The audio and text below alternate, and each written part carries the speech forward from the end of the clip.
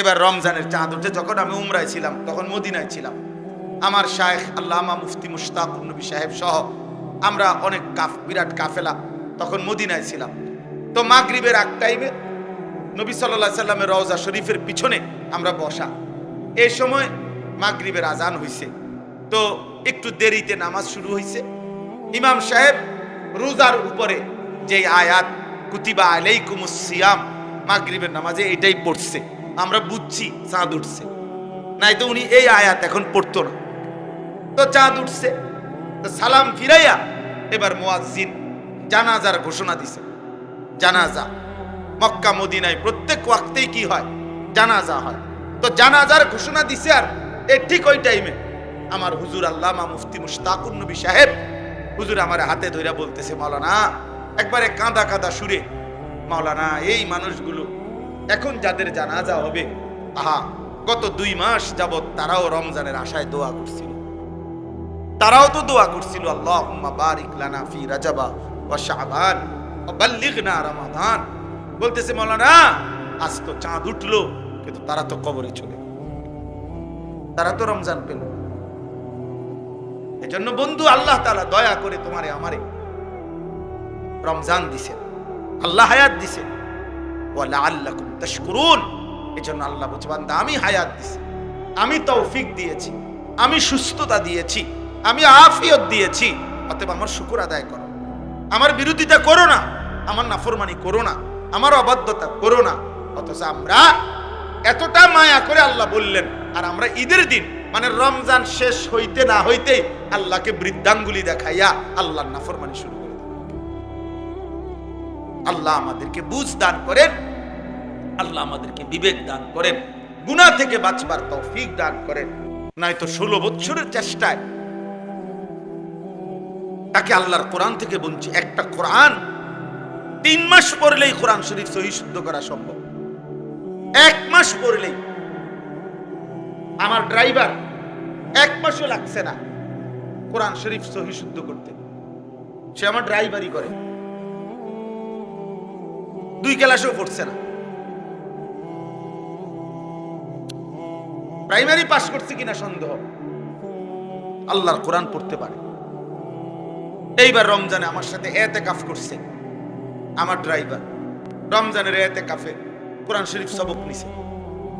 আমি বলছি, এই শুধু এই সবকের বরকতে ইনশাআল্লাহ বেতন বাড়াই দিলাম।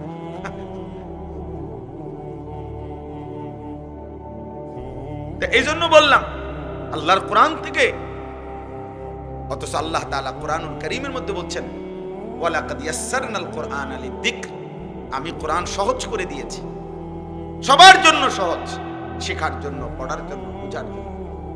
এই জন্য প্রিয় ভাই আমার, এই যে কয়জন নওজোয়ান ভাই বসছো এখানে, স্কুল পড়ুয়া, কলেজ পড়ুয়া, ইউনিভার্সিটি পড়ুয়া, আমি অনুরোধ করি সবার কাছে, আল্লাহর কোরআন পড়েন, রাসূলুল্লাহ সাল্লাল্লাহু আলাইহি সাল্লামের এক হাদিস পড়েন, কোনো না কোনো ভাবে। সব পড়া ছেড়ে দিতে বলি না আমি, স্কুল পড়া বন্ধ করে দেন, কলেজ পড়া বন্ধ করে দেন, আমি এটা বলি না, কসম আল্লাহর আমি এটা বলছি না। পড়ে কোনো সমস্যা নাই, পড়ো ভাইয়া, কোনো অসুবিধা নাই, তুমি আরো পড়ো, আরো পড়ো, আরো পড়ো, পড়াই তো দরকার। এই পৃথিবীতে সবচেয়ে প্রথম, সবচেয়ে বেশি পড়ালেখার গুরুত্ব দিয়েছে যেই ধর্ম, সেটা ইসলাম। ইসলাম যেদিন পৃথিবীতে আমাদের নবী সাল্লাল্লাহু আলাইহি ওয়াসাল্লামের মাধ্যমে আল্লাহ তাআলা যেদিন পৃথিবীতে এই ইসলামকে, এই দ্বীনকে পরিচিত করছেন, সেদিনের প্রথম শব্দই ছিল ইকরা। এই কথার দ্বারাই ইসলাম পৃথিবীতে কি হয়েছে, আকামলা মানুষ। এটা করে কোন জীবনের কোন নিজের ধর্মের কোন গুরুত্বই বোঝে নাই বেটা। এ রাসূলুল্লাহ সাল্লাল্লাহু আলাইহি সাল্লামের মহব্বত, আল্লাহর কোরআন যে দেখে দেখেও পড়তে পারে না, আমি বললাম তার কলিজার ভিতরে আল্লাহর রাসূলের ভালোবাসা বলতে কিচ্ছু নাই, কিচ্ছু নাই, কিচ্ছু নাই, কিচ্ছু নাই মিয়া। আমি বললাম, আপনি চ্যালেঞ্জ করেন, আমার নাম আনিসুর রহমান, আমি বললাম। কারণ রাসূলুল্লাহ সাল্লাল্লাহু আলাইহি সাল্লাম এই পৃথিবীতে, কোরআনুল কারীমে আল্লাহ তাআলা 4 বার বলছে, এই পৃথিবীতে নবীজিকে, রাসূলকে আমি পাঠিয়েছি 1 নাম্বার যে উদ্দেশ্য, সেটা হলো ইয়াতলু আলাইহিম আয়াতিহি, কোরআনুল কারীমের তেলাওয়াত। নবীর সাথে উম্মতের প্রথম সম্পর্ক কোরআনের তেলাওয়াত, প্রথম সম্পর্ক কোরআনুল কারীমের তেলাওয়াত। জানেন না, রাসূলুল্লাহ সাল্লাল্লাহু আলাইহি সাল্লামের সাথে কোনো সম্পর্কই আপনার হলো না, আপনি তো প্রথম নাম্বারে ফেল। কোরআন শরীফের আয়াত, লাকাদ মান্নাল্লাহু আলাল মুমিনিন ইদ বাআসা ফীহিম রাসূলাম মিন আনফুসিহিম ইয়াতলু আলাইহিম আয়াতিহি। কিভাবে আপনি নবীকে ভালোবাসবেন? নবীজির এক নাম্বার মিশন ছিল কোরআন তিলাওয়াত। আমার শায়েখ আল্লামা মুফতি মুশতাকুর নবী সাহেব হুজুর এটা বুঝায় বলছে যে মানুষের মধ্যে সম্বোধন তিন ধরনের, আমি, তুমি, সে। মানুষ এই তিনটাই বুঝায়, আমি, তুমি, সে।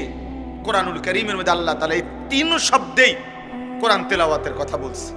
ইয়াতলু আলাইহিম আয়াতিহি, সে কোরআন তেলাওয়াত করবে। উতলু ইলাইকা মা উহিয়া মিনাল কিতাব, নবীকে বলছে তুমি, আপনি কোরআন তেলাওয়াত করেন। আবার নবীজি বলছে আমার আল্লাহ আমাকে আদেশ করছে আন আতলু আল কোরআন, আমি যেন কোরআন পড়ি। তাহলে কোরআন পড়বো আমি, কোরআন পড়বেন আপনি, কোরআন পড়বে সে। আমি, তুমি, সে, সবাই কোরআন পড়বে। কোরআন পড়বে কে বলেন না? আমি। আর কে? তুমি। আর কে? সে। তাইলে কোরআন আমিও পড়বো, আমার বাপও পড়বে, আমার মাও পড়বে, আমার স্ত্রীও পড়বে, আমার ছেলেটাও পড়বে, আমার মেয়েটাও পড়বে, আমার নাতিও পড়বে, আমার নাতনিও পড়বে। আমি, তুমি, সে, সবার জন্য কোরআন। আমিও মুসলমান, সেও তো মুসলমান, তুমিও তো মুসলমান, কোরআন পড়বে না কেন? আচ্ছা, এই বিষয়টার উপরে এতটা গুরুত্ব এখন কেন দিলাম হঠাৎ এই এখনকার বয়ানে? কারো মন মতো ঢাক বাজাইয়া, ঢোল বাজাইয়া, বাদ্য বাজাইয়া, গান বাজাইয়া, ট্যাক্সেট বাজাইয়া ঈদ পালন করিলা, গুনাহের মাধ্যমে ঈদ দিলেন আল্লাহ, আর আল্লাহর দেওয়া ঈদ পালন করিলা আল্লাহর নাফরমানির মাধ্যমে। এটা কি ইনসাফ? এটা কিভাবে ইনসাফ হলো বলেন? আমার সবচেয়ে বেশি আশ্চর্য লাগে যে পুরো একটা মাস রমজান পালন করে 30 দিন 29 দিন লাগাতার যে রোজা রাখলো, তারাবি পড়লো, একটা মাসের রোজা রমজান পালন করার পরে ঈদের দিন, একেবারে রমজানের পর প্রথম দিন, আজকে মাত্র রোজা শেষ হইল, আজকে ঈদের প্রথম দিন, এই প্রথম দিনে এক মাসের রমজান পাওয়ার পরেও একদিনেই, প্রথম দিনেই যারা নাচ গান, অসভ্যতা, বেহায়াপনা, যাদের ছেলেরা বেপর্দা, মেয়েরা বেপর্দা ঘুরলো ফিরলো, গাইলো, হাসলো, নাচলো, গাইলো, ঈদের দিনে অসভ্যতা আর নোংরামি করলো, আহা, তাদের একটা মাসের রমজান দিয়ে তাদের অর্জন কি হলো? ইনসাফ চিন্তা করে। একটা লোক বুঝিয়ে এক মাস ওষুধ খাওয়ার পরে ধারাবাহিক একটা দিনও, আজকে মাত্র ওষুধটা বন্ধ করলাম, তো পরের দিনে বুঝি বমি করে দেয়। এক মাসের ওষুধ কি একদিনও কাজ করবে না? তাহলে একটা মাস রমজান রোজা রাখবার পরেও যেই ছেলেগুলো, যেই মেয়েগুলো বেহায়া, বেপর্দার ঈদের দিনে অসভ্যতা ছড়ায়া দিল, নাচলো, গাইলো, মেয়েগুলো বেপর্দা ছুটলো, ছেলেগুলো এক ওয়াক্ত নামাজ পড়লো না, আহা বাপ, এখানেও যদি এমন কেউ থাকো, তোমারে আমি হাত জোড় করে বলি, বন্ধু বলো, এত বড় রমজান দিয়ে তোমার কি অর্জন হলো? মুসলমান এত বড় অসভ্য হয়? মুসলমান এত বড় অসভ্য যে আল্লাহ তাআলা বললেন, বান্দা আমি রহমত দিলাম, মাগফিরাত দিলাম, নাজাত দিলাম, জান্নাতের দরজা খোলা করলাম, জাহান্নামের দরজা বন্ধ করে দিলাম, শয়তানগুলো বন্ধ করে দিলাম, প্রতিটা নেকি 70 গুণ বাড়ায়া দিলাম, আমি আল্লাহ তাআলা এতেকাফের সুযোগ দিলাম, সবে কদরের নিয়ামত দিলাম, আমি আল্লাহ তাআলা ইফতার, আমি তারাবি, আমি সাহারি, আমি রোজা, সব কিছুতে নেকিয়ে নেকি নেকি নেকি নেকি নেকি নেকি নেকি দিলাম। রোজাতেও নেকি, তারাবিতেও নেকি, ইফতারেও নেকি, সাহারিতেও নেকি, এতেকাফেও নেকি, সবে কদরে হাজার মাসের চাইতে রাতের চাইতে বেশি নেকি।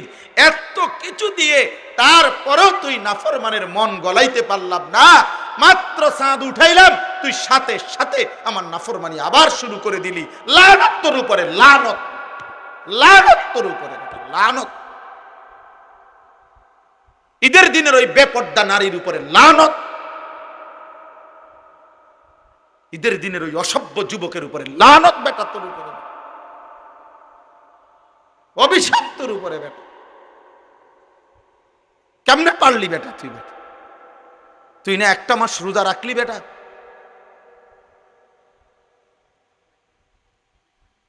একদিনও কি মানুষ গুনার থেকে বাঁচে না? আল্লাহ আমাদেরকে বিবেক দান করেন, আল্লাহ আমাদেরকে বুঝ দান করেন। তাহলে আমার কথা শেষ। আল্লাহ তাআলা বলছেন, এই যে আয়াত আমি পড়ছি, এই আয়াতের মধ্যে আল্লাহ তাআলা বলছেন, ইউরিদুল্লাহু বিকুমুল ইউসরা ওয়ালা ইউরিদু বিকুমুল উসর। আল্লাহ বলে, বান্দা বিশ্বাস করো, শরীয়তের নামে, বিধানের নামে আমি কোনোটাই তোমাদের জন্য কঠিন করি নাই, সহজ করেছি, সহজ করেছি। বান্দা, আমি একটা হুকুম আমার বান্দার উপরে আমি আল্লাহ কঠিন করি নাই, আমি সহজ করেছি। কাজেই বলি তুকমিলুল ইদ্দাতা, আমার রোজার মাসটা রমজান সবগুলো হুকুম আহকামের মাধ্যমে একেবারে গুনে গুনে পূর্ণ করো। আল্লাহ বলছে রোজা পুরা রাইখো, ইফতার, তারাবি, সাহারি, এতেকাফ, শবে কদর, সবগুলো হুকুম আহকাম পূর্ণ আদায় করো। আর বলি তুকাব্বিরুল্লাহ আলা মা হাদাকুম, আমি যে তোমারে হেদায়েত দিলাম, রমজান দিলাম, এতগুলো নিয়ামতের, এতগুলো আমলের, এতগুলো নেকির সন্ধান দিলাম, এই জন্য ঈদের দিনে তুমি আমার তাকবীর আল্লাহু আকবারের আওয়াজ বুলন্দ করো। এই জন্য ঈদের দিনে আমরা কি পড়ি? সুন্নাত আল্লাহু আকবার, আল্লাহু আকবার, লা ইলাহা ইল্লাল্লাহু আল্লাহু আকবার, আল্লাহু আকবার ওয়ালিল্লাহিল হামদ। তাহলে আল্লাহ ঈদের দিনে বলল তাকবীর দিতে, তোমারে কি ডেকসেট বাজাইতে বলছে হারামি? তুমি ডেকসেট বাজাইলা কা? তুই মানুষের বেডির ফিসে আটলা কা? তোমার মেয়ে বেপর্দা বের হলো কেন? এই বাপ, যাদের মেয়ে বেপর্দা বাইর হলো, আপনি কিসের বাপ হইলেন মিয়া? আকামলা মিয়া, কিসের বাপ হইলেন আপনি মিয়া? যার স্ত্রী বেপর্দা, তুমি বেটা কিসের স্বামী বেটা? তুমি অপদার্থ, আত্মমর্যাদা নাই বেটা তোর, বেটা গায়রত নাই বেটা তোর বেডিরে। সারা মহল্লার মানুষ দেখে বেটা, সব বখাটে দুশ্চরিত্র যুবক বেটা, টিটকারি মারে, ইটকারি মারে, তুই বেটা বে করে থাও বেটা, আহাম্মক বেটা। এ তো বেগায়রত মানুষ, আত্মসম্মানহীন মানুষ। যার ভিতরে ভদ্রতা আছে, আত্মমর্যাদা আছে, তার স্ত্রী বেপর্দা হতে পারে না। যার ভিতরে প্রেস্টিজ আছে, প্রেস্টিজ, তার মেয়ে বেপর্দা হতে পারে না বেটা। এটা আত্মসম্মানের ব্যাপার। আমার মেয়ে গ্রামের সবাই, সব পোলাফাইন তার পিছনে হাঁটবে, তারে টিটকারি করবে, তা আমি কি বাপ হইলাম আবার? আল্লাহ তাআলার জন্য বলছে ওয়ালি তুকাব্বিরুল্লাহ আলা মা হাদাকুম, তাকবীর বলো, তাকবীর, আল্লাহু আকবার বলো, আল্লাহু আকবার বলো। আমারে ডাকো, ঈদের দিন আমারে ডাকো, ঈদের দিন আমারে ডাকো। ঈদ কারো বাপের দেওয়া না, ঈদ আল্লাহর দেওয়া। কথা বলেন না? ঈদ রাসূলুল্লাহ সাল্লাল্লাহু আলাইহি ওয়াসাল্লামের ঘোষণা করা। তাহলে কারো মন মতো ঢাক বাজাইয়া, ঢোল বাজাইয়া, বাদ্য বাজাইয়া, গান বাজাইয়া, ডেকসেট বাজাইয়া ঈদ পালন করিলা, গুনাহের মাধ্যমে ঈদ দিলেন আল্লাহ, আর আল্লাহর দেওয়া ঈদ পালন করিলা আল্লাহর নাফরমানির মাধ্যমে। এটা কি ইনসাফ? আস্তাগফিরুল্লাহ, এটা কিভাবে ইনসাফ হলো বলেন? আল্লাহ আমাদেরকে বিবেক দান করেন। এবার রমজানের চাঁদ উঠে যখন আমি উমরায় ছিলাম, তখন মদিনায় ছিলাম। আমার শায়েখ আল্লামা মুফতি মুশতাকুর নবী সাহেব সহ আমরা অনেক বিরাট কাফেলা তখন মদিনায় ছিলাম। তো মাগরিবের আগ টাইমে নবী সাল্লাল্লাহু আলাইহি সাল্লামের রওজা শরীফের পিছনে আমরা বসা। এই সময় মাগরিবের আজান হইছে। তো একটু দেরিতে নামাজ শুরু হয়েছে। ইমাম সাহেব রোজার উপরে যে আয়াত কুতিবা আলাইকুমুস সিয়াম মাগরিবের নামাজে এটাই পড়ছে, আমরা বুঝছি চাঁদ উঠছে, নাই তো উনি এই আয়াত এখন পড়তো না।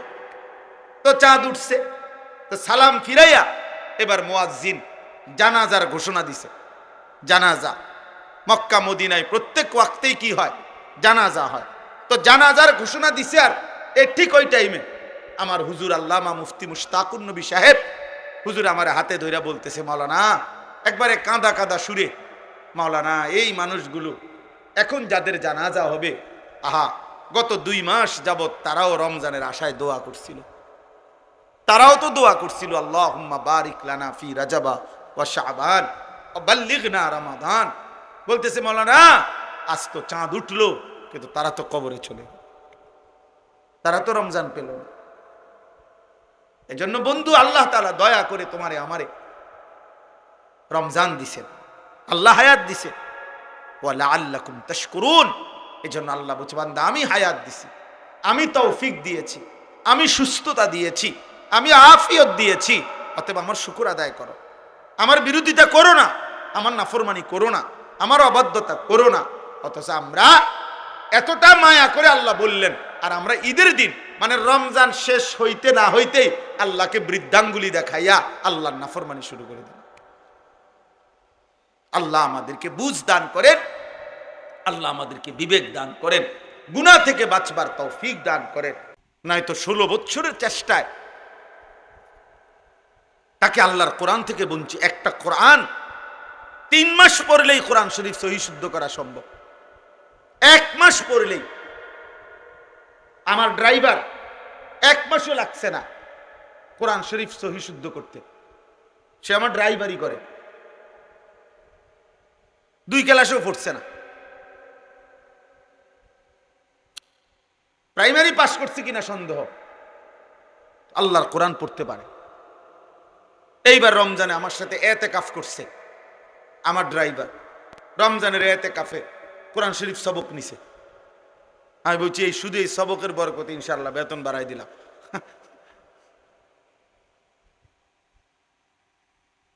তো এই জন্য বললাম আল্লাহর কোরআন থেকে। অথচ আল্লাহ তাআলা কোরআনুল কারীমের মধ্যে বলছেন ওয়ালাকাদ ইয়াসসারনাল কোরআনা লিযিকর, আমি কোরআন সহজ করে দিয়েছি, সবার জন্য সহজ, শেখার জন্য, পড়ার জন্য, বুঝার জন্য। এই জন্য প্রিয় ভাই আমার, যে কয়জন নওজোয়ান ভাই বসছো এখানে, স্কুল পড়ুয়া, কলেজ পড়ুয়া, ইউনিভার্সিটি পড়ুয়া, আমি অনুরোধ করি সবার কাছে আল্লাহর কোরআন পড়েন, রাসূলুল্লাহ সাল্লাল্লাহু আলাইহি সাল্লামের এক হাদিস পড়েন, কোনো না কোনো ভাবে। সব পড়া ছেড়ে দিতে বলি না আমি, স্কুল পড়া বন্ধ করে দেন, কলেজ পড়া বন্ধ করে দেন, আমি এটা বলি না, কসম আল্লাহর আমি এটা বলছি না। পরে কোনো সমস্যা নাই, পড়ো ভাইয়া, কোনো অসুবিধা নাই, তুমি আরো পড়ো, আরো পড়ো, আরো পড়ো, পড়াই তো দরকার। এই পৃথিবীতে সবচেয়ে প্রথম সবচেয়ে বেশি পড়ালেখার গুরুত্ব দিয়েছে যেই ধর্ম, সেটা ইসলাম। ইসলাম যেদিন পৃথিবীতে আমাদের নবী সাল্লাল্লাহু আলাইহি ওয়াসাল্লামের মাধ্যমে আল্লাহ তাআলা যেদিন পৃথিবীতে এই ইসলামকে, এই দ্বীনকে পরিচিত করছেন, সেদিনের প্রথম শব্দই ছিল ইকরা। এই কথার দ্বারাই ইসলাম পৃথিবীতে কি হয়েছে, আকামলা মানুষ। এটা করে কোন জীবনের কোন নিজের ধর্মের কোন গুরুত্বই বোঝে নাই এ বেটা। এ রাসূলুল্লাহ সাল্লাল্লাহু আলাইহি সাল্লামের মহব্বত, আল্লাহর কোরআন যে দেখে দেখেও পড়তে পারে না, আমি বললাম তার কলিজার ভিতরে আল্লাহর রসুলের ভালোবাসা বলতে কিচ্ছু নাই, কিচ্ছু নাই, কিচ্ছু নাই, কিচ্ছু নাই মিয়া। আমি বললাম, আপনি চ্যালেঞ্জ করেন, আমার নাম আনিসুর রহমান, আমি বললাম। কারণ রাসূলুল্লাহ সাল্লাল্লাহু আলাইহি সাল্লাম এই পৃথিবীতে কোরআনুল কারীমে আল্লাহ তাআলা 4 বার বলছে, এই পৃথিবীতে নবীজিকে, রসূলকে আমি পাঠিয়েছি 1 নাম্বার যে উদ্দেশ্য, সেটা হলো ইয়াতলু আলাইহিম আয়াতিহি, কোরআনুল কারীমের তেলাওয়াত। নবীর সাথে উম্মতের প্রথম সম্পর্ক কোরআনের তেলাওয়াত, প্রথম সম্পর্ক কোরআনুল কারীমের তেলাওয়াত। জানেন না রাসূলুল্লাহ সাল্লাল্লাহু আলাইহি সাল্লামের সাথে কোনো সম্পর্কই আপনার হলো না, আপনি তো প্রথম নাম্বারে ফেল।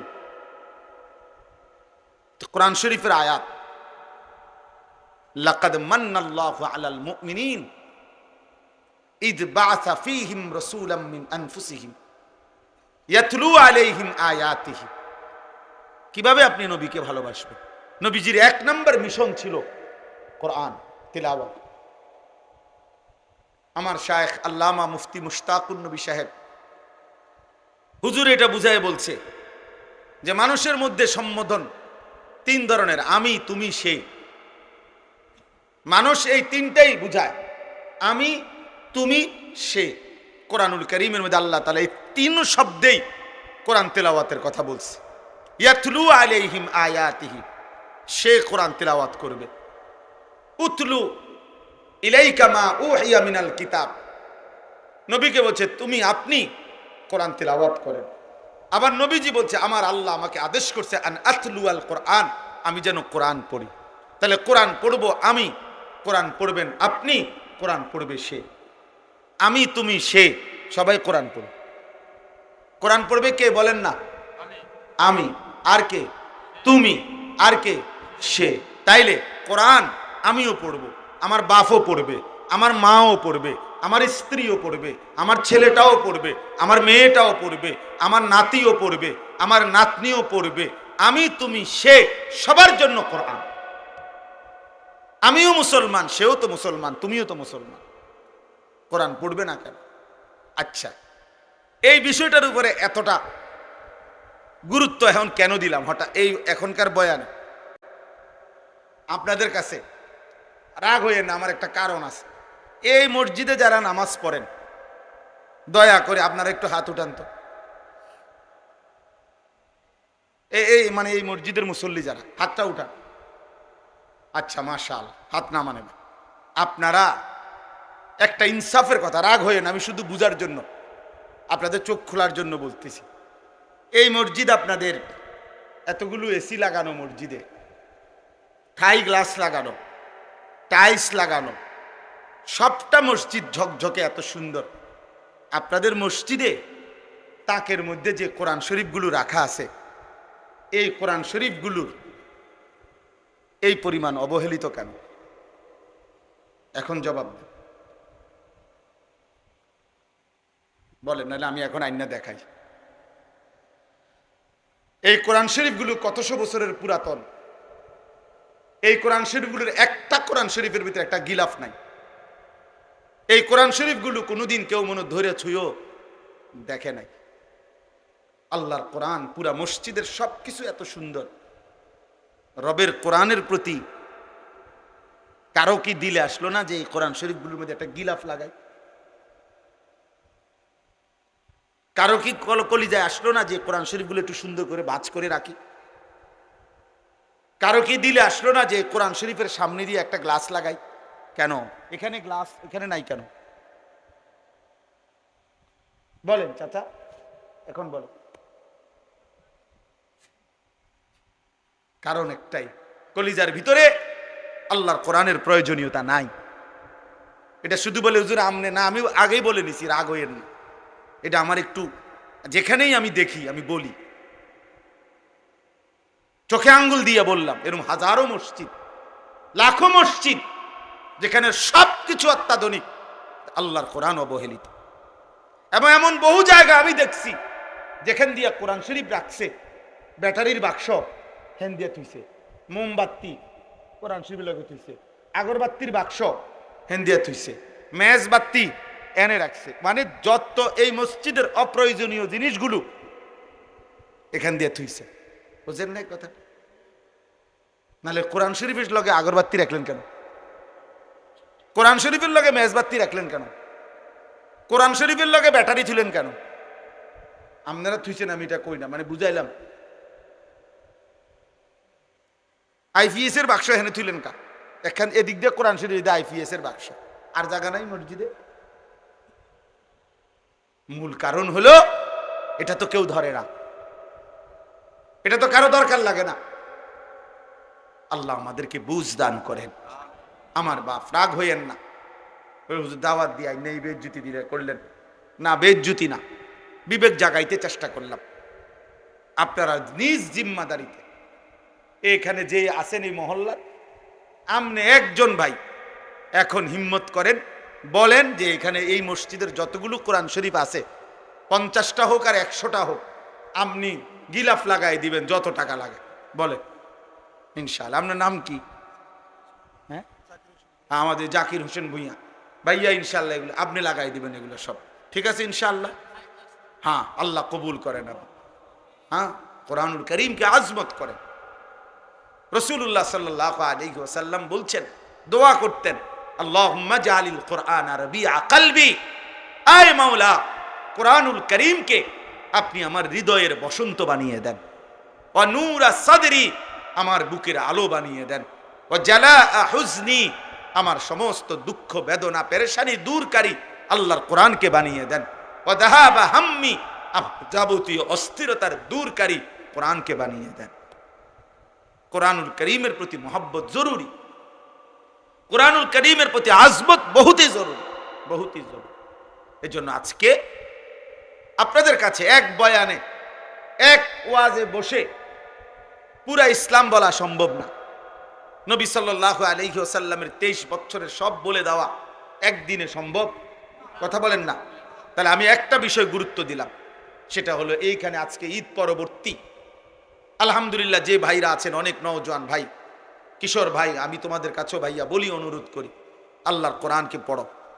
কোনো না কোনো একটু সময় বাহির করলে এ পড়ার ফাঁকে ফাঁকে স্কুলে, কলেজে, ইউনিভার্সিটিতে সব কিছুতে একটু ফাঁক করে সপ্তাহে একদিন হোক, 3 দিনে একদিন হোক, আধা ঘন্টা হোক, 10 মিনিট হোক, 50 মিনিট হোক, যেমনে সুযোগ হয়, বয়স্ক যারা আছেন আপনারাও মসজিদের ইমাম সাহেবের কাছে আল্লাহর কোরআন শিখেন, কোনো মাদ্রাসার উস্তাদের কাছে আল্লাহর কোরআন শিখেন, আলেমের সাথে সম্পর্ক করেন।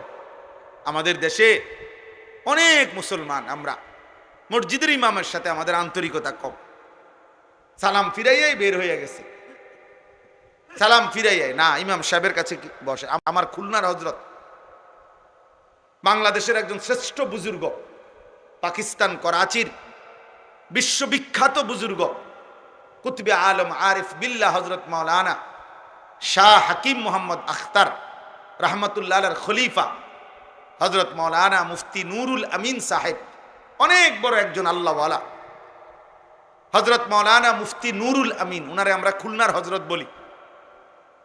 তো উনি একদিন বয়ানে বলছিলেন, যশোর এক মাহফিলে আমি হুজুরের সাথে ছিলাম, তো হুজুর বয়ানে বলতেছিলেন 30টা বছর ধরে, 20টা বছর ধরে, কথাটা খেয়াল করেন, 30 বছর ধরে, 20 বছর ধরে, 10 বছর ধরে আল্লাহর ঘর মসজিদে যে মানুষটা দিবানিশি 5 ওয়াক্ত নামাজের ইমামতি করছে, বিশ্বাস করেন আমি হুজুরের কথা, শায়েখের কথা বলতেছি, উনি বলছেন নিঃসন্দেহে এই ব্যক্তি, এই ইমাম আল্লাহওয়ালা,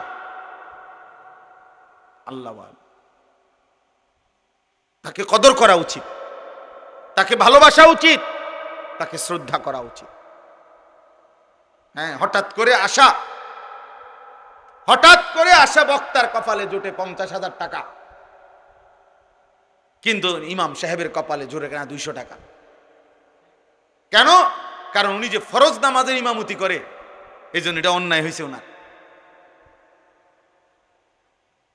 অথচ ফরজ নামাজের দাম বেশি না, কথা বলেন না কেন? ইমামের দাম বেশি।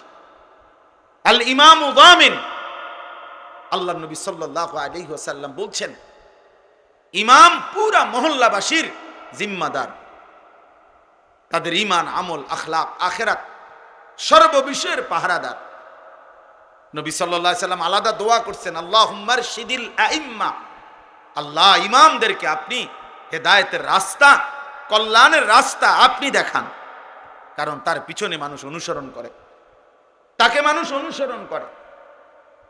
এই জন্য মসজিদের ইমামের সাথে সম্পর্ক বাড়ান, আলেমে দ্বীনের সাথে সম্পর্ক বাড়ান, একটা একটা মাসআলা শিখেন, একটা একটা শব্দ শিখেন, নিজের রুকুটা একজন আলেমকে দেখান যে হুজুর আমার রুকু হয় কিনা, আমার সেজদা হয় কিনা, আমার নামাজ হয় কিনা, আমার ওযু হয় কিনা, আপনি একবার দেখায় নেন। হ্যাঁ বলে, হুজুর ছোটবেলায় তো আমি মক্তবে শিখছি।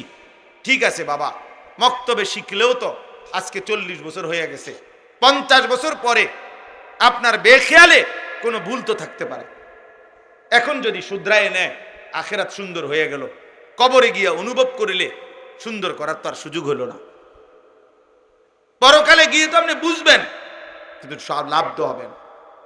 কোরআন শরীফে কথা স্পষ্ট আছে, প্রত্যেকটা নাফরমান হাসরের ময়দানে তার সমস্ত পাপের কথা মনে পড়বে। ওয়াজিআ ইয়াউমাইদিন বিজাহান্নাম ইয়াউমাইদিন ইয়াতাযাক্কারুল ইনসান ওয়া আন্না লাহুদ যিকরা।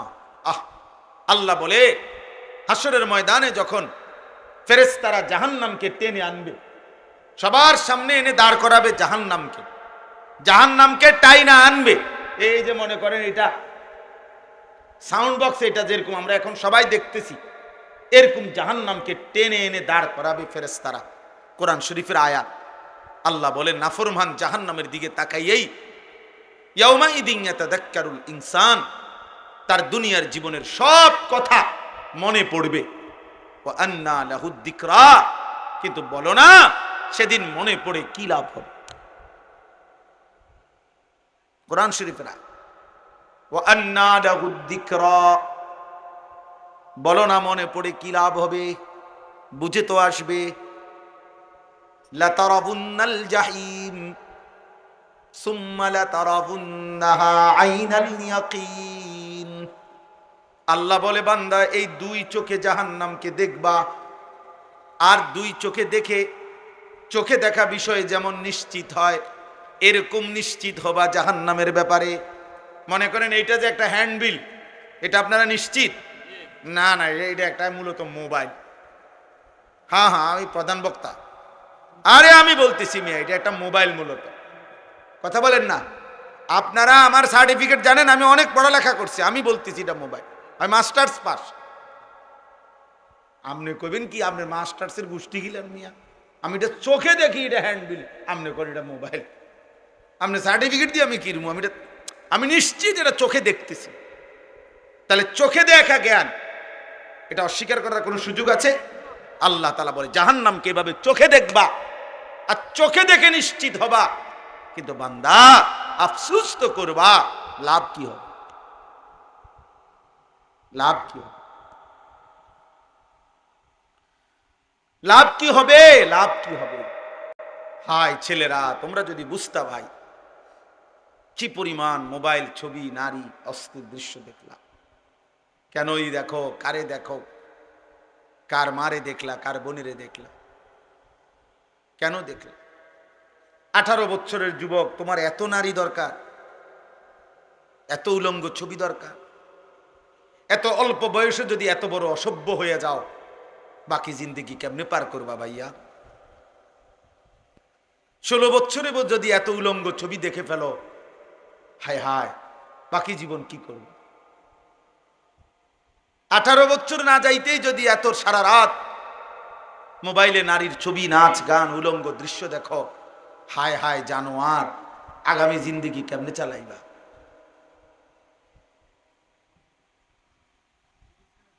হ্যাঁ, আস্তাগফিরুল্লাহ। আজকের পত্রিকা আসছে, ইসরায়েলের ইহুদি কুত্তারা এই মুহূর্ত গাজার ফিলিস্তিনের মুসলমানকে এভাবে বোমা হামলা করছে। বোমার হামলার সাথে সাথে ওই জায়গার মধ্যে ধোঁয়া উঠে জীবন্ত মানুষ যে মারা গেছে, তাৎক্ষণিক এই মানুষের লাশ টুকরা টুকরা হয়ে আকাশে উঠতেছে, উপরে উঠতেছে। আমি নিজ চোখে দেখছি ইমানদারের লাশ, মুসলমানের লাশ টুকরা হইয়া, ছিন্ন ভিন্ন হইয়া উপরে উঠতেছে ধোঁয়ার সাথে। এটা তো ভাইয়া রূপকথা না, এটা তো গল্প না, এটা অতীত কাহিনী না, এটা কাল্পনিক কোনো কথা না। এই মুহূর্তে হচ্ছে পৃথিবীতে। ইহুদি কুত্তারা, বেঈমানরা মুসলমানদের উপরে এইভাবে জুলুম করছে। ওই মুহূর্তে পৃথিবীর এক অঞ্চলের মুসলমান যখন এই পরিমাণ নির্যাতিত, আরেক অঞ্চলের মুসলমানের সন্তান, মুসলমানের যুবক ঠিক ওই মুহূর্তে সারা রাত মোবাইলে উলঙ্গ ছবি দেখতেছে, আরে দোস্ত, এর চাইতে বড় বেইনসাফি জুলুম আর কি হইতে পারে? তার চাইতে বড় আফসোস কি হইতে পারে? এর চাইতে বড় আরে কিছু করতে না পারি, চোখের এক ফোঁটা পানি তো ফেলতে পারি, আল্লাহর কাছে তো দুইটা হাত তুলতে পারি না, মনে হয় যেন পাশের বাড়ির মুসলমানকে রক্তে ভাসায় দিছে। এই ঘরের ছেলে তখনও মোবাইলই টিপে। আমার সমস্যা কি? তারা মেরেছে, আমার কি? আমার সমস্যা কি? আমার তো মারছে না, আমারও তো মারছে না। মিয়ানমারে না ভূমিকম্প হয়েছে, আমার দেশে তো হয়েছে না, আমরা বুড়িসং তো আর হয়েছে না, অসুবিধা কি? এই জন্য ভাইয়া ভাবা উচিত, আমরা ভাবা উচিত, আমরা ভাবা উচিত। প্রতিনিয়ত প্রতি মুহূর্তে মুসলমানের উপরে জুলুমের মাত্রা, নির্যাতনের মাত্রা বেড়ে যাচ্ছে। কোনো ভদ্রতা, কোনো সভ্যতা, কোনো মানবতা এই ইহুদি কুত্তাদের কাছে নাই, এই হিংস্র জানোয়ারদের কাছে নাই। পৃথিবীর সমস্ত মানবতা, ভদ্রতা সবকিছু তালা মাইরা, বিবেকের মধ্যে তালা মেরে এরা মুসলমানকে ধ্বংস করে দিচ্ছে, রক্তে জমিন ভাসায় দিচ্ছে। এই সময় আমরা এত নাচ গান, এত তামাশা করা ঠিক না। আমি এই কথাটা আমি বলছিলাম, আমার সবচেয়ে বেশি আশ্চর্য লাগে যে পুরো একটা মাস রমজান পালন করে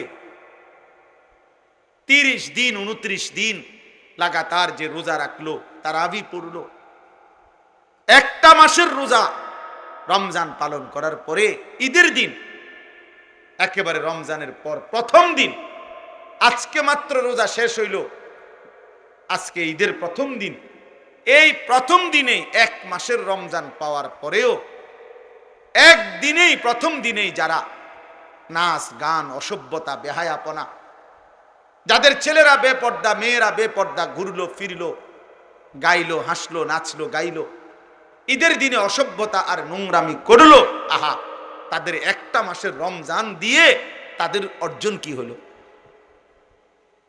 ইনসাফ চিন্তা করে।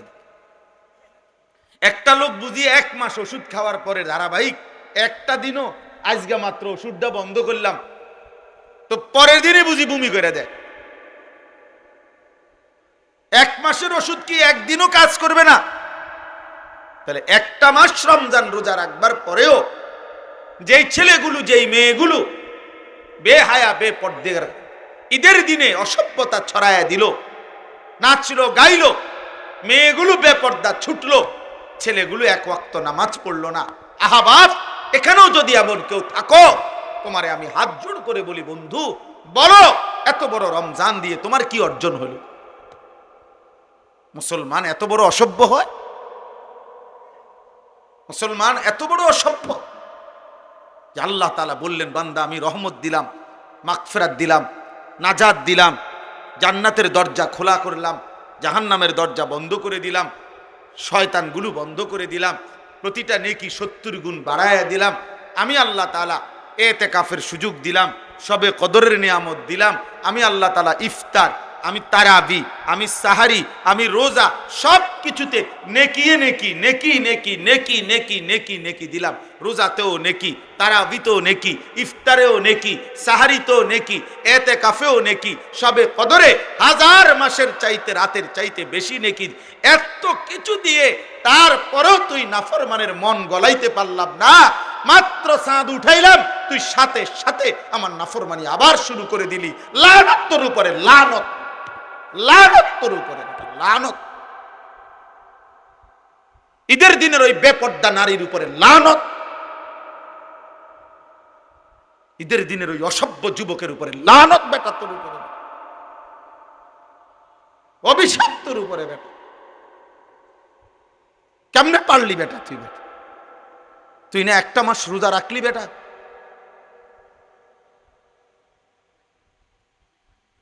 একদিনও কি মানুষ গুনার থেকে বাঁচে না? আল্লাহ আমাদেরকে বিবেক দান করেন, আল্লাহ আমাদেরকে বুঝ দান করেন। তাহলে আমার কথা শেষ। আল্লাহ তাআলা বলছেন, এই যে আয়াত আমি পড়ছি, এই আয়াতের মধ্যে আল্লাহ তাআলা বলছেন, ইউরিদুল্লাহু বিকুমুল ইউসরা ওয়ালা ইউরিদু বিকুমুল উসর। আল্লাহ বলে, বান্দা বিশ্বাস করো, শরীয়তের নামে, বিধানের নামে আমি কোনোটাই তোমাদের জন্য কঠিন করি নাই, সহজ করেছি। সহজ করেছি বান্দা, আমি একটা হুকুম আমার বান্দার উপরে আমি আল্লাহ কঠিন করি নাই, আমি সহজ করেছি। কাজেই বলি তুকমিলুল ইদ্দাতা, আমার রোজার মাসটা রমজান সবগুলো হুকুম আহকামের মাধ্যমে একেবারে গুনে গুনে পূর্ণ কইরো। আল্লাহ বলছে রোজা পুরা রাইখো, ইফতার, তারাবি, সাহারি, এতেকাফ, শবে কদর সবগুলো হুকুম আহকাম পূর্ণ আদায় করো। আর বলি তুকাব্বিরুল্লাহ আলা মা হাদাকুম, আমি যে তোমারে হেদায়েত দিলাম, রমজান দিলাম, এতগুলো নিয়ামতের, এতগুলো আমলের, এতগুলো নেকির সন্ধান দিলাম, এই জন্য ঈদের দিনে তুমি আমার তাকবীর আল্লাহু আকবারের আওয়াজ বুলন্দ করো। এই জন্য ঈদের দিনে আমরা কি পড়ি? সুন্নাত আল্লাহু আকবার, আল্লাহু আকবার, লা ইলাহা ইল্লাল্লাহু আল্লাহু আকবার, আল্লাহু আকবার ওয়ালিল্লাহিল হামদ। তাহলে আল্লাহ ঈদের দিনে বলল তাকবীর দিতে, তোমারে কি ডেক্সেট বাজাইতে বলছে হারামি? তুমি ডেক্সেট বাজাই লাগা, তুমি মানুষের বেডির ভিসা আট লাগা, তোমার মেয়ে বেপর্দা বের হলো কেন? এই বাপ, যাদের মেয়ে বেপর্দা বাইর হলো, আপনি কিসের বাপ হইলেন মিয়া? আকামলা মিয়া, কিসের বাপ হইলেন আপনি মিয়া?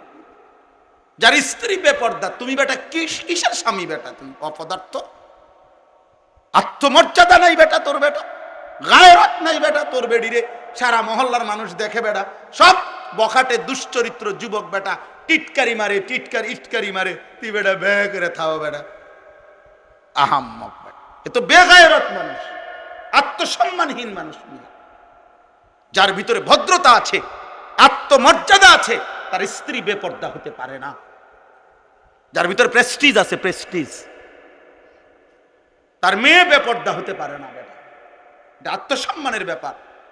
আমার মেয়ে গ্রামের সবাই, সব পোলাফাইন তার পিছনে হাঁটবে, তারে টিটকারি করবে, তা আমি কি বাপ হইলাম আবার? আল্লাহ তাআলার জন্য বলছে ওয়ালি তুকাব্বিরুল্লাহ আলা মা হাদাকুম, তাকবীর বলো, তাকবীর, আল্লাহু আকবার বলো, আল্লাহু আকবার বলো। আমারে ডাকো, ঈদের দিন আমারে ডাকো, ঈদের দিন আমারে ডাকো। ঈদ কারো বাপের দেওয়া না, ঈদ আল্লাহর দেওয়া। কথা বলেন না? ঈদ রাসূলুল্লাহ সাল্লাল্লাহু আলাইহি ওয়াসাল্লামের ঘোষণা করা। তাহলে কারো মন মতো ঢাক বাজাইয়া, ঢোল বাজাইয়া, বাদ্য বাজাইয়া, গান বাজাইয়া, ডেক্সেট বাজাইয়া ঈদ পালন করিলা, গুনাহের মাধ্যমে ঈদ দিলেন আল্লাহ, আর আল্লাহর দেওয়া ঈদ পালন করিলা আল্লাহর নাফরমানির মাধ্যমে। এটা কি ইনসাফ? আস্তাগফিরুল্লাহ, এটা কিভাবে ইনসাফ হলো বলেন? আল্লাহ আমাদেরকে বিবেক দান করেন। ওয়ালাআল্লাকুম তাশকুরুন, আল্লাহ তাআলা বলেন, আর এই রমজান পেয়ে তুমি আমার শুকর আদায় করো। আমি তোমারে হায়াত দিছি, তুমি জানো পুরা রমজানে আমি বহু লোককে কবরে নিয়ে গেছি, কিন্তু তোমারে আমি মৃত্যু দেই নাই, পুরাটা মাস হায়াত দিলাম। অতএব এই পুরা মাসের হায়াত পেয়ে তুমি আমার শুকর আদায় করো যে আল্লাহ আপনি আমারে হায়াত দিছেন, আপনি আমারে বাঁচায়া দিছেন, আপনি আমারে রহম করছেন, ফলে আমি রমজান পেলাম, রহমতের অংশও পাইছি, মাগফিরাতের অংশও পেয়েছি, নাজাতের অংশও পাইছি, শবে কদরের রাত্রিও জাগতে পারছি, এতেকাফও করতে পারছি, তারাবিও পড়লাম, ইফতারও করলাম, সাহারিও খাইলাম, রোজাও রাখলাম। মাওলা তোমার শুকর, মাওলা তুমি হায়াত না দিলে আমি কেমনে করতাম? তুমি জীবন না দিলে আমি কেমনে করতাম? আমি যেদিন চাঁদ উঠে এবছর, সেদিন আমি মদিনা শরীফ ছিলাম। এবার রমজানের চাঁদ উঠে যখন আমি উমরায় ছিলাম, তখন মদিনায় ছিলাম। আমার শায়েখ আল্লামা মুফতি মুশতাকুর নবী সাহেব সহ আমরা অনেক বিরাট কাফেলা তখন মদিনায় ছিলাম। তো মাগরিবের আগ টাইমে নবী সাল্লাল্লাহু আলাইহি সাল্লামের রওজা শরীফের পিছনে আমরা বসা। এই সময় মাগরিবের আজান হইছে, তো একটু দেরিতে নামাজ শুরু হইছে। ইমাম সাহেব রোজার উপরে যে আয়াত কুতিবা আলাইকুমুস সিয়াম মাগরিবের নামাজে এটাই পড়ছে, আমরা বুঝছি চাঁদ উঠছে, নাই তো উনি এই আয়াত এখন পড়তো না। তো চাঁদ উঠছে, তো সালাম ফিরাইয়া এবার মুয়াজ্জিন জানাজার ঘোষণা দিছে। জানাজা মক্কা মদিনায় প্রত্যেক ওয়াক্তেই কি হয়, জানাজা হয়। তো জানাজার ঘোষণা দিছে, আর এই ঠিক ওই টাইমে আমার হুজুর আল্লামা মুফতি মুশতাকুন নবী সাহেব হুজুর আমার হাতে ধইরা বলতেছে, মাওলানা একবারে কাঁদা কাঁদা সুরে, মাওলানা এই মানুষগুলো এখন যাদের জানাজা হবে, আহা গত 2 মাস যাবত তারাও রমজানের আশায় দোয়া করছিল, তারাও তো দোয়া করছিল, আল্লাহুম্মা বারিক লানা ফি রাজাবা ওয়া শাবান ওয়া বাল্লিগনা রমাদান। বলতেছে মাওলানা আজ তো চাঁদ উঠলো, কিন্তু তারা তো কবরে চলে গেল, তারা তো রমজান পেল না। এজন্য বন্ধু, আল্লাহ তাআলা দয়া করে তোমারে আমারে রমজান দিছেন, আল্লাহ হায়াত দিছে, ওয়া লাআল্লাকুম তাশকুরুন। এজন্য আল্লাহ বলছে, বান্দা আমি হায়াত দিছি, আমি তৌফিক দিয়েছি, আমি সুস্থতা দিয়েছি, আমি আফিয়ত দিয়েছি, অতএব আমার শুকর আদায় করো, আমার বিরোধিতা করো না, আমার নাফরমানি করো না, আমার অবাধ্যতা করো না। অথচ আমরা এতটা মায়া করে আল্লাহ বললেন, আর আমরা ঈদের দিন মানে রমজান শেষ হইতে না হইতেই আল্লাহকে বৃদ্ধাঙ্গুলি দেখাইয়া আল্লাহর নাফরমানি শুরু করে দেন। আল্লাহ আমাদেরকে বুঝ দান করেন, আল্লাহ আমাদেরকে বিবেক দান করেন, গুনাহ থেকে বাঁচবার তৌফিক দান করেন। আজকে কি কথা হইল? 1 নাম্বার কথা হইল কোরআন সুন্নাহর ইলম জ্ঞান, কোরআন সুন্নাহর অর্জন করা আমাদের প্রত্যেকের উচিত। 2 নাম্বার, প্রত্যেকেই জওয়ান বুড়া নারী পুরুষ ছোট বড় প্রতিটি মুসলমান আল্লাহর কোরআন সহি শুদ্ধ শেখা উচিত, ঠিক কিনা বলেন না? 3 নাম্বার, আমাদের উচিত ছিল রমজানকে কদর করা, আমাদের উচিত ছিল ঈদের দিনে আল্লাহর নাফরমানি না করা। শেষ কথা হলো আমাদের উচিত আল্লাহ তাআলার শুকর আদায় করা, যে আল্লাহ আমারে এখনো হায়াত দিছেন। আর শুকর মানে আল্লাহর আনুগত্য করা, আল্লাহর নাফরমানি ছেড়ে দেওয়া। আল্লাহ আমাকে, আমার যুবক ছেলেদেরকে, বয়স্ক বাবাদেরকে, পর্দার আড়ালের মাদেরকে সবাইকে তৌফিক দেন, কবুল করেন, আমিন। আলহামদুলিল্লাহি রাব্বিল আলামিন। মাওলায়ে কারীম আপনি মাফ করে দেন।